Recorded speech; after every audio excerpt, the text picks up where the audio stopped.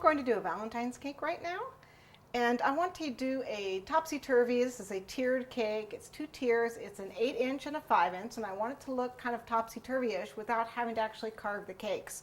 So I'm just going to use the chocolate to put it at an angle to give it that slant. So what I have here is some of the freezer wrap. You can use wax paper or just plain paper. I'm actually just using it as a template because I want it nice and firm. I am going to make a pattern out of this paper and then cut it out of the acetate. I want to make sure it goes around the 5-inch cake. This is for the top tier, and I want it to be a little over 5 inches high. So using this mat, this is a quilter's rule, and I don't quilt, but I have a quilter's rule here. And I'm going to cut it at the 5-inch mark, a little over the 5-inch mark. You can see 5 inches here.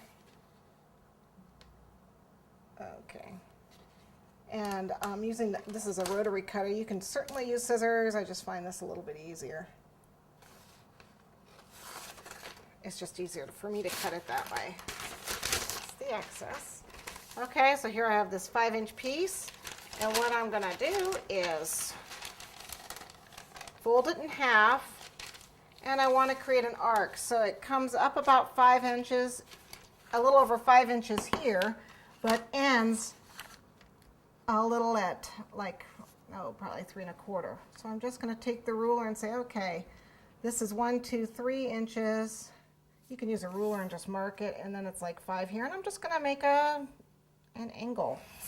Just cut it just like that. And now when I wrap it around my cake, you can see one end will be high and one end will be lower around here. So I actually need to make sure that it matches my cake. Let me grab my cake. This is my 5-inch. I've iced it in red. And I think this is actually it's actually a little long. So let's cut it up and recut it. It wraps around just a little too much. Let's try it again. There we go. And it'll go around the right size. Now that I've got it measured, and I think I've got it high enough, we're going to go ahead and cut it out of the acetate. So here's my piece of acetate. What I want to do is cut the length first, and then cut the angle. As you can see, these things are really nice. And then I can either just go on up and down like this. First, let me get it to the right height. Or I can use the ruler, just line that up.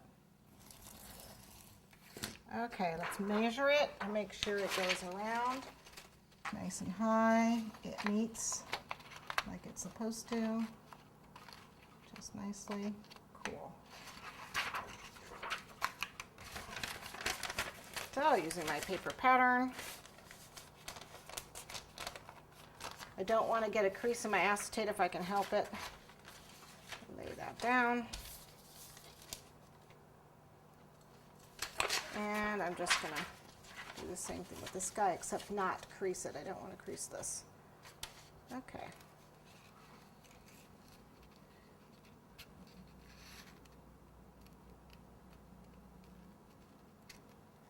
It's a little higher, which is great. Just going to go ahead, and if I want, I actually could use the ruler on this to help me get a nice straight line. I'm probably going to freehand it. Just go down like that. Okay, I don't know if you can see. You'll be able to see it when I get the chocolate on. We got it nice and high and then low. Okay. I've already cut my 8-inch, so it's ready to go. So we'll just get this out of the way.